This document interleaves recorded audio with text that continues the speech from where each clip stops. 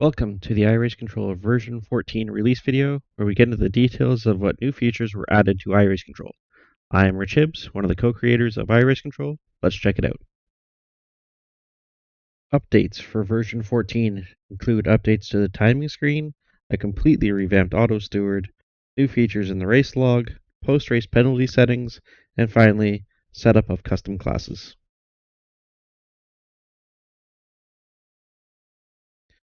We've added some great new tools to the timing screen. You can now view not only incident total points, but how those incident points are split between 1x, 2x, and 4x incidents. To add this, go to the Settings dropdown and select Timing.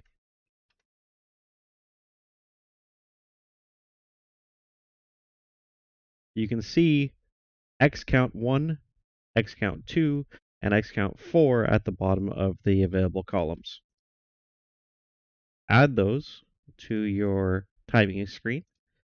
And what I like to do is move them so they're all right with the incident total.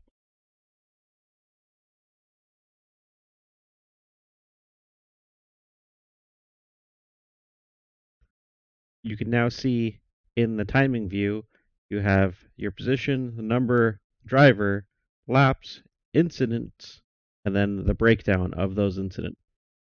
This is a great tool for race control to see how incident points are being split between each of the incident categories. Another item that was added to the timing view is the ability to double click on a driver and it take you to a live view of them in iRacing. To do that, click Settings, General, and you'll need to select Go Live on timing double click.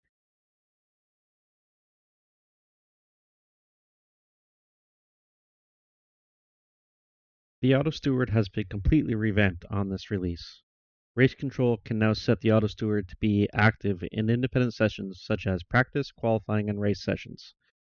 The Auto Steward now utilizes a trigger and action workflow. The triggers are what can cause the Auto Steward to act, and the actions are what the Auto Steward is applying to the set triggers. To use the Auto Steward, go to Settings, Auto Steward, and here you can see the new UI. So you can set the Auto Steward to act in any practice session, qualifying session, or race independently. So here, let's set for a race. You have a trigger. There's multiple different triggers there. So let's check 2x. And then you have the action. In this case, we want to do a drive-through. When a driver gets a grand total of 6 incident points generated by 2x incidents, we would like them to get a drive-through penalty. So this is 3 spins in iRacing. There, we have added it to the Auto Steward. So in a race session, we will have a drive-through issued for 2x incidents when they get to a total of 6.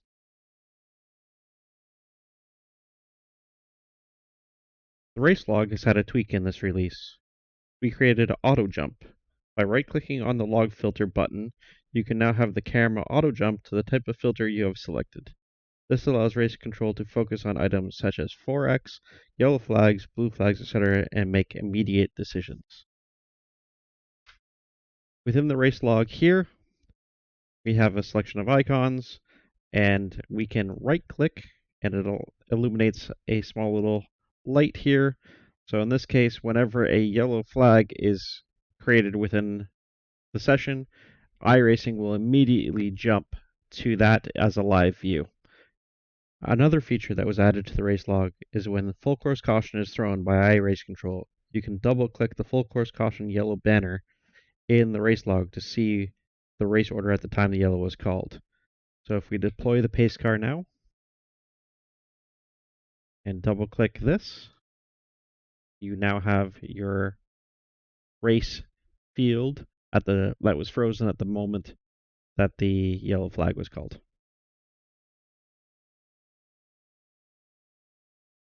Post-race penalties can now be edited within iRaceControl. When a driver ends with an active frilled or unserved black flag, a preset penalty can now be set within iRaceControl's general settings. So within Settings General, bottom corner here, you have Enable Time Penalties. Select it to enable, and you have different time penalties for different items.